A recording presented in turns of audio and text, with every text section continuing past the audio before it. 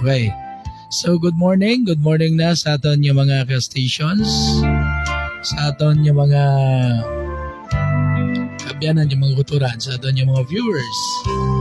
Good morning sa inyo tanan-tanan. Welcome na sa itong pangalagad siningaga diri sa aton morning devotion.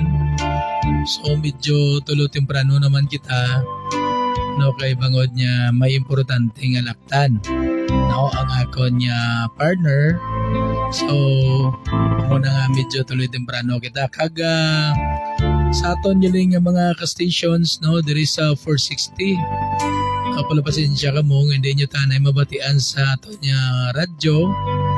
Bangod niya nagbaloyin ako sang balin ko sang location, wala diri sang wala ako sang antena pa diri. So diri lang kita anay sa Facebook. O diri lang kita anay magbinete anay Sige So sa aton yung mga ka-stations, sa Siningaga, sa aton yung mga viewers, ako makaupad man sa aton ng pasubungang ASFM, sa aton yung mga listeners. Sige, Siningaga, tiyo naman niya magapamalandong kita sa pulong sa Diyos. Amoy ni ang pinaka-importante sa aton tagsa kakabuhi. Ang pulong sa Diyos, bangod niya ang pulong sa Diyos, amoy ni ang aton pagkaon espiritual. Amo na nga kinanglan yid ni adlaw-adlaw may ara kita nga pulong sa Ginoo nga para nga aton pamalandungan pirmi. Kagiti amo na bala hambal sang balaan niya kasulatan. Hambal sa Mateo chapter 4 verse 4 nga ang tao hindi gid lamang mabuhi sa tinapay, kundi sa mga pulong man nga nagahalin sa aton Dios. Amo nang kaimportante sa pulong sa Dios. Ang tao dapat hindi lang ma-focus sa mga material nga bagay sining kalibutan, kundi ilabis tanan hatagan naton sang atensyon ang pulong sa Dios. Okay, so sa Siningaga, wala man kita sang background, wala ko nakapreparar sa ako niya music. Okay, ito sa balay ang ako USB. Tiyari ko sa piyak abi mo, no? Sige lang but in a way, sa Siningaga, magpamalandong kita sa pulong sa Diyos. But before magpangamuyo kita. Sa imo balaan niya may Diyos nga labing gamhanan, sinintin ng Lord, nagapalapit kami sa imo Diyos, nga nagapubos among kaugalingon, dira sa imo gamhanan niya presensya Ginoo. Kag Lord, pasalamat kami o Diyos sa Siningaga Ginoo, sining bago naman niya kabuhi kag kusog. Imo naman ginhatag sa amon Ginoo. Salamat sa imo pagbantay sa amon sa bugos nga kagabihon Ginoo. Lord, sinintin niyo nagapangayo gid kami sang kapatawaran sang mga sala nga nahimo namon sa imo sa unahuna sa pulong sa buhat. Lord, sinintin niyo tidloing ang tamong tagipusoon una sa dinyo Dios ini mangin handa sa pagbaton sa imong mensahe sa imong mga pulong Siningaga o Dios. Lord, nagapangamuyo ako Dios sa tanan niya mga viewers, tanan niya mga listeners. Ginoo, kabay ikaw padayon magapakamayo, magabukas ka sa inyong tagsa ko na una. Kasi din ang mga pulong mo, maintindihan nila, kag dayon ini Ginoo matipigan sa ilang mga tagipusoon Ginoo. Kag Lord, nagapangamuyo man ako sa imong kubos nga alagad, nakabay paagi sa ministriya sa balaan ni Espiritu Santo. Ikaw man Dios, bugatag sa konsang kaalam nga langit noon, sa din ang mga pulong mo Dios, maintindihan ko gid sa gusto kag ini may patpat nga sunog gid si mo kabubuton. Kabay nga kada tikab sa akong bibig, ang kada giyo sa akong dila ini o Dios, pasintro lamang dira sa imo. Dalayawon ka sa walay katapusan. Kani sining tinion o Dios nga hatag gid si imo ang mataas nga mga pagdayaw, pagimaya, pagpasalamat sa ngalan ni Jesucristo. Amen.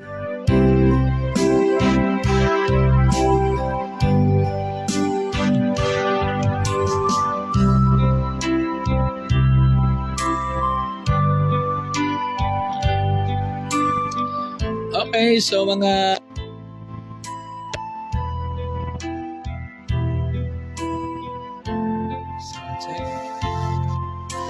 okay.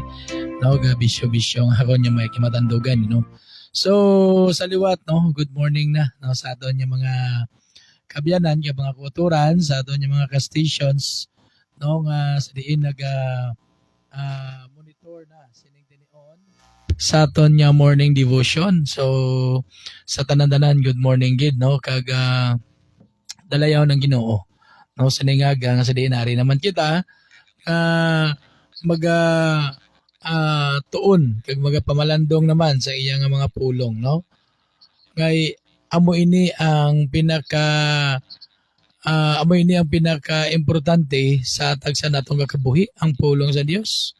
No kay nga aman ang pulong sa Ginoo no amo ini ang nagahatag sang kusog sa aton. No, ang pulong sa Dios kay nga ang pulong sa Ginoo ang mga pulong sa Ginoo amo ini kwan amo kumaga amo ini ang aton nya energy sa aton nya espiritu no kay amo man ni pagkaon sa aton nya espiritu ang pulong sa Dios no amo ni pagkaon sa aton nya espiritu so amo na nga kinahanglan gid no nga kita kinahanglan gid kita nga i-feed kita sa pulong sa Dios ang aton lawas ginapakaon naton sang mga material nga bagay para nga magmangin mapag-on, mabakod, no? Amo sina pero ang pinaka-importante ang aton nya kalag, ang aton espiritu nga mapakaon manini sang espirituano nya pagkaon.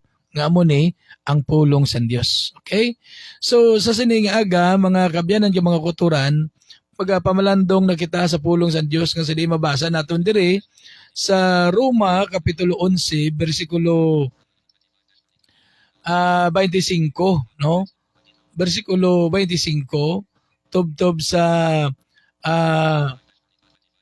32 no nga hambal diri no hambal diri mga kabyanan nga mga kauturan no nga mga utod yo kay Kristo gusto ko nga mahibaluan ninyo ining tinago nga kamatuoran agod niya hindi kamo magpabugal nga daw sisinogid kamo. Ang pagpatig-a sa mga Hudiyo umalagi lang kag hashtag lang sa tion nga makompleto na ang hindi mga Hudiyo nga dapat magtuo sa iya, no? Kag hambal diri sa 26, no? Nga pagkatapos ini maluwas ang bug-os nga Israel pareho sa ginasiling sang kasulatan maghalin sa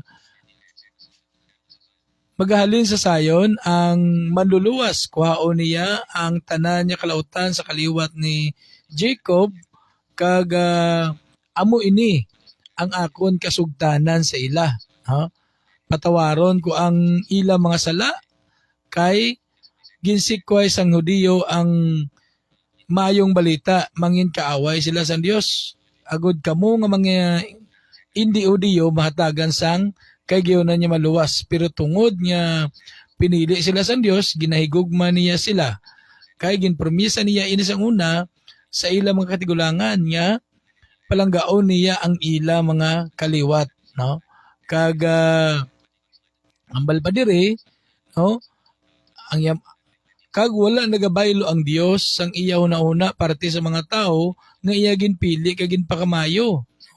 Sang una kamong hindi mga Hudiyo wala nagtuman sa Dios pero karon tungod niya ang mga Hudiyo wala nagtuman sa iya ginkaluoyan kamo sang Dios. Kag amo man ang matabo sa ila nga bisan subong wala sila nagatuman sa Dios kaluoyan kamo kaluoyan man niya sila tungod nga ginakaluoyan niya kamo no kag kay gintugutan sa Dios ang tanan ng mga tawo nga manginulipon sang ila sala agod niya makipakita niya sa tanan ang iya kaluoy no so amo ni ang aton mensahe sa sinigaga no nga sa diin mga utod gagabian niya ang Dios no nagahatag sang kahigayonan no ang Dios nagahatag sang kaluoy no may pagkaluoy siya may pagkabalaka sa mga tao nga sa diin ara wala pa naka panumbalik sa iya no subot silingon nya kita tanan mga utod gagabian mga makasala kita no nakasala kita kay halin pagani sa aton nya katigulangan no nakasala na natuti kita mga makasasala pero ang aton Dios nagatag sang kagayonan kag amo na bala nga ang ining kaluwasan tani sa mga Hudiyo lang ini no galing kay bangod yung ang mga Hudiyo wala man nagtuman sa Dios. So that's why nga kita nakaambit sang kaluwasan. Kagamo ning hambal diri no nga nya mga utod yo kay Kristo, gusto ko nga mahibaluan ninyo nga ining tinago nga kamatuoran agod niya indi kamo magpabugal nga daw sisinugid kamo, no? Ang pagpatigas sa mga Hudiyo umalagi lang kag hastagid lang sa tion nga makumpleto ng indi mga Hudiyo nga dapat magtuo sa iya. Subot silingon niya ang indi pagtuman gali sa tong mga Hudiyo sang una sa Dios. No, adto gali mga pamaagi man agod niya kita nga indi mga Hudiyo, no? Mga Gentile kita no. Kita nga mga Hudiyo matagan sang kay gayunan, no? Kag ini ang hambal diri, no? Hashtag ila sa tion nga makumpleto ang hindi mga Hudiyo nga dapat magtuo siya. Subot silingon nga dapat kung mag-abot ng tion niya ang tanan yung mga hindi Hudiyo, no, magtuo na dira sa Dios. So ining mga Hudiyo no, magabalik gini sila kag ini sila pagaluwason diya sa Dios, no? Kaya mo ining ginambal diri, no? Pagkatapos ini maluwas ang bug-os nga Israel, parehas ang ginasiling sa kasulatan.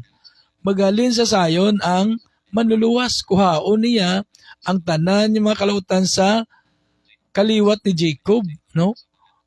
Kuhaon niya ang tanan niya mga sala, no? Tanan niya kalautan sa kaliwat ni Jacob, no?